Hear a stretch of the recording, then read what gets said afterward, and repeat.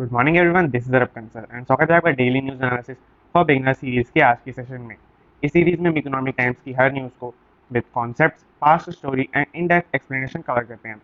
तो ये series beginners के लिए बिल्कुल ऐप्ट है जो अपनी न्यूज़पेपर रीडिंग हैबिट को बिल्ड करने हैं और एज ए न्यूज़पेपर उन्होंने इकोनॉमिक टाइम्स को चूज किया है। तो फर्स्ट न्यूज से स्टार्ट करेंगे। GST rates on COVID related items slashed until September 30। तो सबसे पहले इसकी थोड़ी पास्ट स्टोरी के बारे में बात करते हैं। जीएसटी रेट्स की एकदम से कहाँ से उठ के आ गए, तो इसका आंसर है जीएसटी मीटिंग। जीएसटी का एक काउंसिल होता है, उसकी अभी थोड़ी सी डिटेल में बात करते हैं। जीएसटी काउंसिल ने एक मीटिंग करी, मतलब मीटिंग करते रहते हैं। ये 44th मीटिंग है जीएसटी काउंसिल की। 44th मीटिंग जब से सेटअप हुआ जीएसटी काउंसिल तब से 44th मीटिंग है इसके अंदर। और इस मीटिंग में पूरा डिसाइड हुआ है कि टैक्स ऑन वैक्सीन तो जो है लेफ्ट अनचेंज, मतलब कि काफ़ी सारे डिसीजन हुए हैं। उसमें से पहला ये है कि टैक्स ऑन वैक्सीन पे जो पहले लगता था उतना ही लगेगा, 5%। आगे मैंने ये पहले भी कवर किया था जब एक और पहले बात चल रही थी कि इसको नील कर देना चाहिए। आगे अब कुछ चीज़ों पर 5% से नील कर दिया है, कोविड रिलेटेड चीज़ों पर, टॉक्सिलिजुमैब एंड एम्फोटेरिन बी। तो बेसिकली ये कोविड रिलेटेड ड्रग्स हैं, इसके ऊपर 5% से नील कर दिया गया है। अब इनके ऊपर जीएसटी नील है। और कुछ चीज़ों पर 12% से 5% कर दिया गया है। ये बेसिकली जो इक्विपमेंट बेस्ड चीज़ें हैं कोविड से रिलेटेड उनके ऊपर है, जैसे ventilator, mask, helmets etcetera, covid testing kits etcetera, ऐसी सब चीज़ों पर। और हैंड सैनिटाइजर और मतलब फर्नेसेस पर, टेम्परेचर चेक इक्विपमेंट पर, जैसे कि थर्मोमीटर हो गया, तो ऐसी सब चीज़ों पर 18% से 5% कर दिया गया। बेसिकली अब हर चीज़ पर ऑलमोस्ट 5% और इन दो ड्रग्स पर नील कर दिया गया। और एम्बुलेंसेज पर, एम्बुलेंस की परचेज पर 28% से लेकर 28% बेसिकली व्हीकल पर होता है, हर व्हीकल पर से लेकर 12% कर दिया गया। तो ये पूरी न्यूज़ है। इसके अंदर क्या हुआ है कि जीएसटी काउंसिल ने अपनी मीटिंग में कोविड रिलेटेड गुड्स को, आइटम्स को स्लैश कर दिया गया उनका। और ये कब तक है? सितंबर 30 तक है। सितंबर 30 के बाद ये वापस से जो इनके नॉर्मल रेट है, जैसे यहाँ पे 5% है, यहाँ पे 12% है, वहाँ पे चला जाएगा। तो आगे चलते हैं, हम जीएसटी काउंसिल को थोड़ा समझ लेते हैं। इसके अंदर बेसिकली मैं आपको कितने मेंबर्स हैं, कब सेटअप हुआ है, वो सब बताता हूँ थोड़ा सा। इसके अंदर जीएसटी काउंसिल के अंदर 33 मेंबर्स हैं। उसके अंदर मैं आपको बताऊँ अगर, तो 2 सेंटर से होते हैं, 2 सेंट्रल गवर्नमेंट के मेंबर्स होते हैं। और बाकी बाकी बचे आपके 31 में से 3 होते हैं यूटीज के। यूटी मतलब यूनियन टेरिटरी, यूनियन टेरिटरी के मेंबर्स होते हैं 3। आगे इसके अलावा बचे 28 होते हैं स्टेट के। तो क्या होता है कि हर स्टेट से और हर यूटी से और सेंट्रल गवर्नमेंट से 2 लोग, जैसे कि कोई मतलब एक डिप्यूटी चेयरमैन हो गया, deputy chairman, deputy chief minister, या किसी स्टेट का फाइनेंस मिनिस्टर। तो ऐसे ऐसे जो पीपल होते हैं ये इन काउंसिल को बनाते हैं। तो फॉर एग्जाम्पल दिल्ली से इसके अंदर मेंबर हैं मनीष सिसोदिया, जो दिल्ली के डेप्यूटी सीएम है। इसी तरह से पंजाब से इसके अंदर मेंबर हैं मनदीप सिंह बादल, तो वो फाइनेंस मिनिस्टर हैं पंजाब के। इसी तरह जो ऐसे लोग होते हैं वो मतलब बेसिकली जो फाइनेंस से किसी ना किसी तरीके से टच में होते हैं, तो वो जो इस पूरे जीएसटी काउंसिल को फॉर्म करते हैं। और सेंट्रल गवर्नमेंट से 2 लोग हैं। पहला है, आपको पता ही होगा, फाइनेंस मिनिस्टर हमारी निर्मला सीतारमण। और दूसरा होता है फाइनेंस मिनिस्टर जो स्टेट का होता है, बट वो किसी स्टेट का नहीं है। वो अगर कोई स्टेट के अंदर अफेयर होता है, फाइनेंस मिनिस्टर, या फिर दूसरी चीज़ यहाँ पे यूज़ करते हैं कॉर्पोरेट अफेयर्स। तो इन दोनों चीज़ों में अगर कोई डिस्प्यूट होता है तो ये सेंटर को रिप्रेजेंट करता है। तो ये एक मेंबर है वो, और ये दोनों मेंबर हैं सेंट्रल गवर्नमेंट की तरफ से और स्टेट गवर्नमेंट का। मैंने आपको बता दिया यूटी का भी सेम स्टेट गवर्नमेंट का ही होता है कि वहाँ के जो फाइनेंस मिनिस्टर हैं, डेप्यूटी सीएम है, ऐसे लोग वहाँ पे जाते हैं जीएसटी काउंसिल के अंदर। तो अगर आगे चलें तो India seeks to tighten noose on Choksi. तो चोक्सी, ये मेहुल चोक्सी का केस है। मैं आपको थोड़ा सा यहाँ पे आपकी हाईलाइट्स इसमें बता देता हूँ। हालांकि ये बहुत बड़ा केस है, बहुत स्मार्ट केस है, इस पर 2-3 घंटे की बात हो सकती है। तो अभी क्या चल रहा है न्यूज़ में कि जो मेहुल चोक्सी हैं वो, उनको पकड़ा गया है डोमिनिशिया में। डोमिनिशिया एक कंट्री है, वेस्ट, आप मान सकते हैं कि वेस्ट की साइड है, अमेरिका की साइड है। तो वहाँ पे सीबीआई, एमईए और ईडी, यहाँ पे इन्वेस्टिगेट जो डायरेक्टरेट कल भी आया था न्यूज़ के अंदर। तो ये 3 जो बॉडीज हैं वो इनको पकड़ने के लिए जो मतलब केसेस वगैरह कर रही हैं। तो सीबीआई ने कल जो उसका मतलब आपका लोकेशन इन्होंने, तो सीबीआई ने जो कल केस फाइल किया है उसके अंदर इन्होंने मेंशन किया है कि but his whereabouts were unknown and he was not available in India. तो जो इसके वेयर अबाउट्स है कि मतलब कहाँ पे आई वो लोकेशन उसकी, तो वो अननोन है और वो कहाँ पर मतलब वो इंडिया के अंदर नहीं है। तो ये सीबीआई ने अपनी जो पिटिशन फाइल करी है उसके अंदर कहा है। तो फ्यूगिटिव का यहाँ पे एक वर्ड यूज हो रहा है। फ्यूगिटिव का मतलब होता है भगोड़ा, मतलब बेसिकली हिंदी में मैंने आपको बता दिया कि जो बेसिकली इवेड कर रहा है हमारी सुप्रीम कोर्ट से, कि जो मतलब रन अवे कर रहे हैं। अब चोक्सी का केस थोड़ा समझ लेते हैं। इसके अंदर वैसे तो ये काफी स्मार्ट केस है, मैंने आपको बताया था, पर इसको हम थोड़ा हाईलाइट में डिस्कस करते हैं। तो 2010 तक इन्होंने, मेहुल चोक्सी ने एक बहुत बड़ी कंपनी खोली, Gitanjali, Gitanjali diamonds. Gitanjali diamond basically jewellery की कंपनी थी। और इसका जो मेजर जो शेयर था इनके रेवेन्यू का, वो एक्सपोर्ट से आता था। ये बेसिकली एक्सपोर्ट करते थे। तो 2010 तक इन्होंने कंपनी खोली थी और इनका काफ़ी अच्छा बिजनेस चल रहा था, काफ़ी मतलब ये एक one of the top companies बन चुके थे। तो 2010 में काफ़ी ज़्यादा क्रैश आया ज्वेलरी एज होल इंडस्ट्री में, और इनकी इंडस्ट्री को भी एडवर्सली इफेक्ट हुई, तो ये काफ़ी ज़्यादा डाउन हो गई थी इनकी इंडस्ट्री वहाँ से। तो 2018 तक इन्होंने लिए लोन्स। तो यहीं पे माना जाता है कि यहीं पे इसी बीच इनका मेन स्कैम हुआ है। हालांकि इसके बाद भी इन्होंने लोन्स लिए, बट 2010 से 2018 इन्होंने फेक आईओयूज दिखाकर, आईओयूज आप मान सकते हैं कि एक्सपोर्ट्स की रिसीट होती है, तो फेक रिसीट दिखाकर कि हमें इतना ऑर्डर मिल रहा है, इतना ऑर्डर मिल रहा है, हमें बनाने के लिए पैसे चाहिए, हमें इतना ऑर्डर बनाने के लिए पैसे चाहिए, तो ऐसे करके उन्होंने लोन ले लिए काफ़ी सारे बैंक से, जिसके अंदर मेन बैंक था पीएनबी, पंजाब नेशनल बैंक, और दूसरे एसबीआई, यूओसी, इनका तो बाद में पता चला, मेन तब तक पता था कि पीएनबी से लोन ले रहे हैं। ऐसे ही इन्होंने लोन ले लिया आईओसी को, फेक आईओसी दिखाकर, और इनका जो मेन, उसके बाद 2018 के बाद इन्होंने एक और कंपनी फॉर्म करी, गिली। तो हालांकि उन्होंने वो फंड्स जो है यहाँ पे ट्रांसफर कर लिए और उनको यूज किया, बट इसके बाद जो मतलब उनकी कभी कंपनी स्टेबल हो नहीं पाई और उनका ओवरऑल फाइनेंशियल वेल्थ डिक्रीज ही करता गया। तो उन्होंने क्या किया कि 2020 में, 2018 के आसपास ही वो फ्लू कर गए आगे दूसरी कंट्रीज में। ये क्या क्या होता है कि अगर कोई स्कैम करते हैं, तो जैसे यूके कंट्री है, ऐसे यहाँ पे डोमिनिशिया है, इन्होंने अभी तो डोमिनिशिया में एंटीगुआ है, क्यूबा है, ऐसी ऐसी कंपनीज में, मलेशिया आपने सुना होगा, ये ऐसी जो कंट्रीज हैं इसके अंदर फ्लू कर जाते हैं, भाग जाते हैं। तो ये भाग गए थे सबसे पहले यूके, वहां से कुछ कुछ केस चलता रहा इनका ओवर द टाइम, और अभी वो रिसेंटली सबसे ज्यादा एंटीगुआ में स्टे किया था, और अभी जो भी केस चल रहा है उसके अंदर इन्होंने सबसे पहले तो क्यूबा भागने की कोशिश की, पर क्यूबा से तो पकड़ लाई इंडियन गवर्नमेंट, उसके बाद ये डोमिनिशिया भाग चुके हैं। अभी ये डोमिनिशिया के अंदर ही है, और इनका जो कल काफी ज्यादा केसिंग आपने सुनी भी होगी कि इंडिया बहुत ही इस मैटर को सीरियसली ले रहा है, और कुछ ही टाइम के अंदर पूरा जो है ये सॉल्व करने की मतलब कोशिश कर रहा है। तो नेक्स्ट न्यूज़ पे डिस्कस करते हैं वैक्सीनेशन सेंटर। इसके अंदर ये वैक्सीन से रिलेटेड न्यूज़ है, कि इसको ज़्यादा डिस्कस करने का तो वो नहीं है, बट इसके अंदर ये है कि जेंडर बेस्ड कितनी वैक्सीन डल चुकी हैं और किस किस एरिया वाइज कितनी डल चुकी हैं ओवर द टाइम। तो ये पूरी न्यूज़ है, अगर आप चाहें तो इसको पढ़ सकते हैं, बट ये वैक्सीन रिलेटेड बेसिकली न्यूज़ है। तो यहाँ पे ये पूरा इसके अंदर कोई न्यूज़ नहीं है। यहाँ पे चलते हैं at 16.5 billion Byju's now India's most valuable startup. तो ये बेसिकली बायजूस से रिलेटेड न्यूज़ है। बायजूस आपको पता होगा एडुटेक कंपनी है। एडुटेक कंपनी का बेसिकली मतलब होता है कि जो ऑनलाइन एजुकेशन प्लेटफॉर्म है, तो इसके अंदर इन्होंने 2500 करोड़ रेज किए हैं। UBS group and others, others का मतलब यहाँ पे इन्होंने बताया खुद ही, UBS group, Zoom founder Eric Yuan, Blackstone, Abu Dhabi sovereign fund ADQ, Phoenix Rising, Beacon Holdings. तो ये बेसिकली एक इन्वेस्टमेंट फॉर्म है। इसके अगला regulatory filing accessed by ET showed. तो इसके अंदर ही काफी सारी कंपनीज हैं, इन्होंने इन्वेस्टमेंट फर्म्स आप मान सकते हैं इनको बेसिकली, और ये जो जूम के फाउंडर हैं, और इन्होंने ये हो गए आपके इंडिविजुअल इन्वेस्टर। तो इन्वेस्टमेंट फॉर्म और इंडिविजुअल इन्वेस्टर से इन्होंने टोटल मिलाकर 2500 करोड़ रेज किए हैं, जो कि अप्रोक्सीमेटली 300 बिलियन के आसपास बनते हैं। यहाँ पे इन्होंने बताया 340 मिलियन बनते हैं। तो इनको मिला करके इनका टोटल स्टार्टअप की वैल्यू हो गई है 16.5 बिलियन। और उन्होंने बेसिकली न्यूज़ के अंदर ये है कि पेटीएम को पीछे छोड़ दिया है। पेटीएम यहाँ पे आप देख सकते हैं कि 16 बिलियन पर है, और इनके आईपीओ के बाद ही 16 बिलियन पर है, और यहाँ पे ये 2500 करोड़ यानी कि 340 मिलियन रेज कर ये सबसे मोस्ट वैल्यूएबल स्टार्टअप बन चुके हैं इंडिया का। तो अब हम यहाँ पे एक कॉन्सेप्ट समझ लेते हैं कि स्टार्टअप के लिए क्या कंडीशन होती है, कि क्या एक मायने है, मतलब जिसकी वजह से एक कंपनी जैसे रिलायंस है, रिलायंस को स्टार्टअप क्यों नहीं बोला जा रहा, और मतलब जैसे कोई कंपनी आप दूसरी ले सकते हैं, टीसीएस ले लें और इन्फोसिस ले लें, इन कंपनीज को स्टार्टअप क्यों नहीं बोला जा रहा। तो इसके अंदर स्टार्टअप की कुछ कंडीशंस होती हैं। तो इनोवेटिव प्रोडक्ट को मैन्युफैक्चर करेंगे, एक कि वो न्यू कोई प्रोडक्ट या सर्विस लेके आएंगे, एग्जिस्टिंग सर्विस के अंदर डील नहीं करेंगे। दूसरा होता है कि उनका बूट स्ट्रैपिंग, या मान सकते हैं ओवरऑल की कैपिटल बहुत छोटी होती है, कैपिटल शुरुआती में बहुत छोटी होती है, और जैसे जैसे उन्हें फंडिंग मिलती जाती है उनका बिजनेस एक्सपैंड करता जाता है। और दूसरी बात अगर हम बात करें, तो एक क्राइटेरिया होता है कि वो मार्केट के गैप को फिल करते हैं। ये बेसिकली फर्स्ट वाले पॉइंट ही है कि कोई नया इनोवेटिव प्रोडक्ट लेके आते हैं। और चौथा अगर आप बोलना चाहें तो बोल सकते हैं कि ये इनोवेटिव टेक्नोलॉजी की बेसिस पे, या नई टेक्नोलॉजी के बेसिस पे अपने प्रोडक्ट या सर्विस को सेल करते हैं या लेआउट करते हैं। तो ये कुछ क्राइटेरिया हैं जिसके बेसिस पे किसी कंपनी को स्टार्टअप बोला जाता है। अब देखते हैं कि बायजूस कैसे फुलफिल करता है। तो बायजूस गैप फिल करता है, सीधी सी बात है, ऑनलाइन एजुकेशन का एक इनोवेटिव सर्विस है। बायजूस इज द मतलब फर्स्ट आप बोल सकते हैं कि जो ऑनलाइन सर्विस प्रोवाइडर है, ऑनलाइन एजुकेशन प्रोवाइडर है। और कैपिटल काफी कम थी, बायजूस ने खुद ही, जो बायजू का मतलब बायजू के जो फाउंडर है उनका नेम ही है बायजू, तो ये जो काफी ज्यादा उन्होंने खुद ही स्टार्ट किया था, और इनका काफी कम कैपिटल थी शुरुआत में।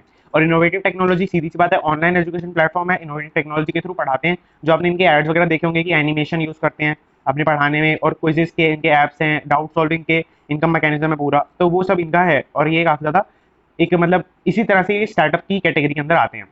तो आगे चलते हैं, education fund raisers trending on social media. पता चलेगा कि फाइनेंस बहुत ही एक इनोवेटिव वर्ल्ड की डिमांड करता है, कि आप कितना ज्यादा सोच सकते हैं उतना ज्यादा आप फाइनेंस की फील्ड में आगे जा सकते हैं। तो इसके अंदर ये है कि appeal on internet platforms up from last year but women marginalised face increased trolling. तो इसके अंदर क्या है कि कुछ जो लोग हैं, जैसे कि यहाँ पे इन्होंने कुछ बताया, अभिषेक व्यास, ऐसे कई लोग हैं, वो अपनी जो हायर एजुकेशन के लिए एक फंड रेजिंग कर रहे हैं सोशल मीडिया प्लेटफॉर्म्स के थ्रू, कि मतलब हमारे देखो इतने ग्रेड्स हैं, अपने ग्रेड्स दिखाते हैं, अपनी स्किल्स शो करते हैं, ये सब कुछ लेजिट होता है काफी, मतलब ये अच्छा एक जो इनका सोर्स है to raise funds for higher education. तो ग्रेड्स दिखाए, स्किल्स दिखाए, बेसिकली इन्होंने अपना पोर्टफोलियो टाइप कुछ दिखा दिया, और अब वो उन्होंने डिमांड कर रहे हैं कि हमें आप मतलब पैसे दें ताकि हम हायर एजुकेशन के अंदर, जैसे कोई यूनिवर्सिटी हो गई, उसके अंदर हायर एजुकेशन के अंदर परस्यू कर सके। तो जैसे कि यहाँ पे अगर हम अभिषेक व्यास की बात करें, इन्होंने जो है मैं आपको यहाँ पे दिखाऊं कि 31 लाख रुपए की इन्होंने फंड रेज की डिमांड की है ताकि वो एमफिल परस्यू कर सके यूनिवर्सिटी ऑफ कैम्ब्रिज के अंदर से। तो यहाँ पे इन्होंने बताया, और इन्होंने अपना जो पोर्टफोलियो दिया उसके अंदर ये लॉ ग्रेजुएट है। तो ये पूरी न्यूज़ है, और अगर आप इसको चाहें तो आगे भी पढ़ सकते हैं। इन्होंने और भी कुछ बताया है, और इन्होंने प्लेटफॉर्म का नाम बताया, जैसे मिलाप, कीटो, ये कुछ प्लेटफॉर्म्स हैं जहाँ से ये मेनली फंड रेज करते हैं ऐसे मतलब एजुकेशन। तो इन्होंने पूरी न्यूज़ है, अगर आप चाहें तो आगे पढ़ सकते हैं। इसके अंदर और एक दो एग्जाम्पल दिए कि कैसे लोगों ने फंड रेज किया। तो ये पूरी न्यूज़ है, दैट्स इट। हमारा जो फर्स्ट पेपर कवर्ड है आज पूरे, आज सैटरडे संडे का दिन है, तो आज कल मार्केट खुलता है, तो जो मंडे का न्यूज़पेपर होता है वो ज़्यादा वैल्यूएबल होता है मार्केट खुलने के सेंस में। तो आप समझ सकते हैं कि आज के वाले न्यूज़पेपर के अंदर फाइनेंस बेस्ड खबरें सबसे कम होती हैं, तो मैं आपको शॉर्ट में बताता जाता हूँ बाकी न्यूज़ भी, और फाइनेंस बेस्ड को हम डिस्कस करते हैं। एक दो ही है वैसे, तो इसके बाद फर्स्ट पेज में ही सबसे ज़्यादा होती है। तो आगे चलते हैं। PM seeks support from G7 nations for TRIPS waiver. तो यहाँ पे मैंने लिखा भी हुआ है वैक्स, ये वैक्सीन से रिलेटेड न्यूज़ है पूरी, कि जो ट्रिप्स एक समिट है, ट्रिप्स का समिट लगेगा, अभी G7 का समिट लगेगा, तो उसके अंदर वो वैक्सीन की डिमांड करेंगे कि जी हमारे इंडिया में सप्लाई कर दो वैक्सीन। 3 years SCs, यस, ये भी पूरा आपको सोशल ट्रेंड से रिलेटेड आर्टिकल है, ये वैक्स से रिलेटेड था ही। और SAD and BSP enter pact for Punjab poll. तो इसके अंदर ये है कि बेसिकली बीएसपी के मतलब बेसिकली चाइना के अंदर एक इन्होंने बीएसएफ ने पकड़ लिए एक, उसको माना जा रहा है कि वो एक स्पाई है। तो ये पूरी न्यूज़ है। UP gets 10,870 crore for water project. तो वाटर प्रोजेक्ट स्टार्ट करना चाह रहे हैं कि जल जीवन नाम से यूपी के अंदर, तो उसके अंदर उनको फंडिंग मिली है। तो ये पूरी न्यूज़ है, और आगे चलने तो ये ऑलमोस्ट कवर्ड है। इसके आगे चलने तो ये काफ़ी एक अच्छा इसके अंदर न्यूज़ है, ये डिस्कस करते हैं। तो फोन पे move the SEBI against venture east for scuttling in the OS deal. तो इसके अंदर वेंचर ईस्ट सबसे पहले समझ लेते हैं। वेंचर ईस्ट एक इन्वेस्टमेंट फर्म है जो बेसिकली वही कि इन्वेस्ट करती है बिजनेसेस के अंदर फॉर इक्विटी स्टेक। तो इन्होंने क्या किया है कि एक मैंने आपको बताया था उस टाइम पे, जब इंडस ओएस और फोन पे की डील फर्स्ट पेज पर उसमें न्यूज में थी। एफ्ले ग्लोबल एक कंपनी है जिसका इंडस ओएस के अंदर शेयर है। लेट्स सपोज ये इंडस ओएस है, उसके अंदर काफी एक अच्छा शेयर है। वैसे तो एक माइनॉरिटी पूरा जा रहा है, बट 25% के आसपास एफ्ले ग्लोबल का शेयर है। तो इसके अंदर क्या है कि investment firm venture east deal कर रहे हैं एफ्ले ग्लोबल से कि वो स्टेक उनको सेल कर दें ताकि, और पेटीएम अब तो ये पूरी न्यूज़ थी। इसके अंदर अब न्यूज़ क्या है, तो ये पूरी पास्ट स्टोरी थी। इसके अंदर न्यूज़ ये है कि फोन पे सेबी के अंदर उन्होंने अक्यूज किया है वेंचर ईस्ट को कि वो ऐसा इसलिए कर रहे हैं ताकि वो फोन पे ये जो ताकि जो फोन पे है वो इंडस ओएस को अक्वायर ना कर पाए। तो बेसिकली ये पूरी न्यूज़ है, और इसके अंदर इन्होंने बताया कि इन्होंने जो 25% परचेज करना है उसके लिए फंड्स कहाँ से उठाए हैं, वो भी इलीगल है, ऐसा कुछ जो है इन्होंने बोला है। तो यहाँ पे 25%, 23% एग्जैक्ट फिगर है यहाँ पे जो एफले ग्लोबल के पास है, और इंडस ओएस से जो इन्वेस्टमेंट फर्म है वेंचर ईस्ट वो लेना चाह रही है। अब आगे समझते हैं। EPFO plans automatic settlement for non Covid claims. तो इसके अंदर ये पूरी न्यूज़ है कि जो कोविड रिलेटेड क्लेम्स है पीएफ के, प्रोविडेंट फंड के, तो प्रोविडेंट फंड के कोविड रिलेटेड जो आपके क्लेम्स हैं वो सेटलमेंट ऑटोमेटिक बेसिस पे ही हो रहे हैं कि अगर किसी ने फाइलिंग डाली तो किसी मैनुअल इंटरवेंशन नहीं चाहिए, जो सिस्टम है, कंप्यूटर है, वो खुद ही ओके कर देगा और कोविड का क्लेम मिल जाएगा पीएफ से रिलेटेड, सारे इंश्योरेंस वगैरह नहीं, पीएफ। और ऐसे ही अब ये कर रहे हैं ईपीएफओ मतलब होता है एम्प्लॉइज प्रोविडेंट फंड ऑर्गेनाइजेशन। ये ऑर्गेनाइजेशन प्लान कर रही है कि जो नॉन कोविड क्लेम्स हैं उनको भी वो ऑटोमेटिकली सेटअप कर दें ताकि काफी सारे जो मिलियंस ऑफ विड्रॉल क्लेम्स आ रहे हैं इनके पास इस टाइम पर, पेंडेमिक के टाइम पर, तो वो उनका मैन पावर का खर्चा कम हो जाए, कॉस्ट कटिंग हो जाए। आगे चलते हैं। यहाँ पे making good with 2 vials of Covishield in 8 villages. तो ये भी वैक्सीन रिलेटेड न्यूज़ है, इसके अंदर मैंने वी लिखा हुआ है वैक्सीन, यहाँ पे वैक्सीन रिलेटेड न्यूज़ है, अगर चाहें तो उसको पढ़ सकते हैं। Consider human being as seeds they will blossom. तो इसके अंदर ये सदगुरु जी का आर्टिकल है, अगर इसको चाहें तो पढ़ सकते हैं, पर आपको इसको पीछे पर आईटी पे रखेंगे तो ज़्यादा सही रहेगा। आगे how much is that doggy in the window. तो इसके अंदर बेसिकली ये है कि पेट इंडस्ट्री पेंडेमिक के टाइम पे काफ़ी गो अप हुई है क्योंकि लोगों ने अपने घरों के अंदर पेट्स पालना शुरू किया है। तो ये पूरी न्यूज़ है, और इसके आगे चलें तो top end autos upend retail system to go direct. तो ये बेसिकली कुछ न्यूज़ हैं जैसे कि मर्सिडीज बेंज इंडिया, ऐसी कुछ कंपनीज हैं वो direct to customer sales model अपना चाह रही हैं कि जो अपने जो रिटेलर्स हैं और जो बेसिकली आपके शोरूम होल्डर्स आप उनको कह सकते हैं कि जो शोरूम के होल्डर्स हैं उनको जो है बीच में से हटा देंगे और डायरेक्टली कंपनी जो है कस्टमर को डील करेगी। तो इससे कई लोग समझ लेते हैं कि जो बीच के जो शोरूम होल्डर्स हैं उनको परेशानी होगी, उल्टा फायदा होगा, क्योंकि शेयर होल्डर जो शोरूम के होल्डर्स हैं उनका आप समझ लें एक बात कि उनका मेन जो रेवेन्यू है, लेट्स सपोज उनका पूरा रेवेन्यू है, तो उनका मोर देन 50% रेवेन्यू कमीशन से नहीं आता। उनको जो बेसिकली कार सेल करने पे कमीशन मिलती हैं वो उनके रेवेन्यू का कुछ परसेंटेज होता है, बट उनका मेन जो रेवेन्यू होता है वो उनका आता है ऑटोमोबाइल, या बेसिकली आप कह सकते हैं कि स्पेयर पार्ट्स वाला इंडस्ट्री होता है इनका, उससे। तो स्पेयर पार्ट्स का अभी भी इनके पास रहेगा, और यहाँ पे भी इन्होंने ऐसा ही बताया है कि अभी भी जो कस्टमर केयर है उसको कर सकते हैं कंडक्ट। आगे चलें तो recharging for all our children, तो कुछ एनजीओज हैं वो डेटा पैक्स प्रोवाइड कर रहे हैं अंडर प्रिविलेज किड्स के लिए, ताकि वो ऑनलाइन स्टडी कर पाएं। तो ये काफ़ी ज़्यादा बोला जा रहा था कि over the 1 year studies basically online ही हुई हैं, तो जो काफ़ी सारे मतलब जो गाँव के अंदर लोग हैं वो जो अफोर्ड नहीं कर पा रहे डेटा पैक्स को, नेट को, तो उसके लिए कई एनजीओज ने आगे आए हैं और उन्होंने रिचार्जेस कराए हैं लोगों के लिए, ताकि वो इसको अच्छे से पढ़ पाएं। तो इसके अंदर ये student would require at least 1.5 GB of data to attend online classes. तो बेसिकली ये सिटी स्टैंडर्ड से मैच कर रहे हैं, स्टेट स्टैंडर्ड्स जो है, जैसे कि यहाँ पे दिल्ली के अंदर ये स्टैंडर्ड चलता है कि एटलीस्ट आपके फोन में 1.5 GB डेटा होना चाहिए, ताकि आपको ऑनलाइन क्लास कंडक्ट करनी हो या फिर ऑफिस के रिलेटेड वर्क हो उससे रिलेटेड। तो ये सिटी स्टैंडर्ड्स को मीट करने की बात करते हैं, आगे चलते हैं। ये बेसिकली यहाँ पे मैंने क्रॉस डाले हुए, कोई इंपॉर्टेंट न्यूज़ नहीं है, और इसके अंदर ये डिस्कस कर लेते हैं। Mitra writes of FM dissents over GST on COVID drugs. तो फर्स्ट पेज पे भी इसका छोटा सा हिंट था इस न्यूज़ का, तो हम यहाँ पे डिटेल में डिस्कस करते हैं। तो अमित मित्रा फाइनेंस मिनिस्टर हैं वेस्ट बंगाल के, और मैंने आपको जैसे कि बताया था कि हर स्टेट से एक मेंबर होता है जीएसटी काउंसिल के अंदर, तो वेस्ट बंगाल से जीएसटी काउंसिल के अंदर अमित मित्रा ही हैं।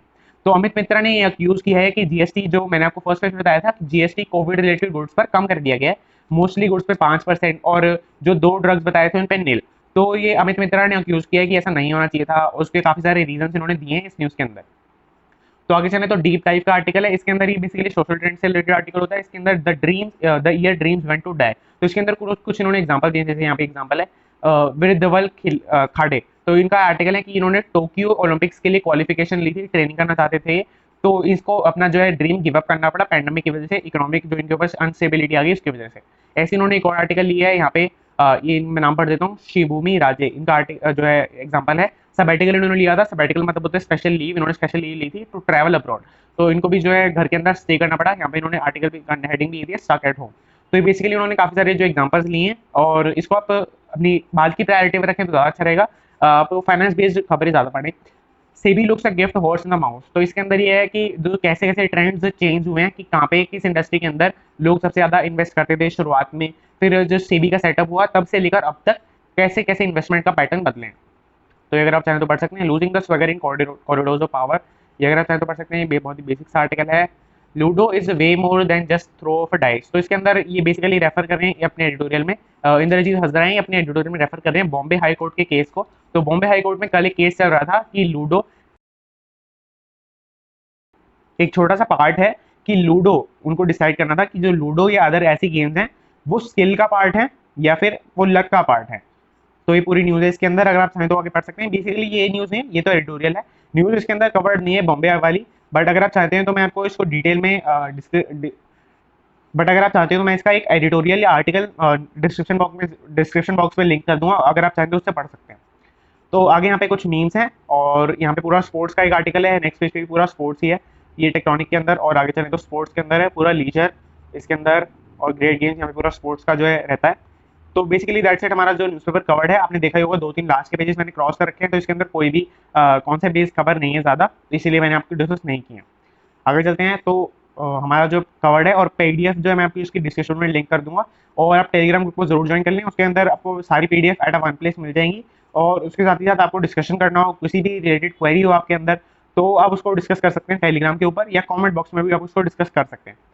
तो that's it, thanks for watching.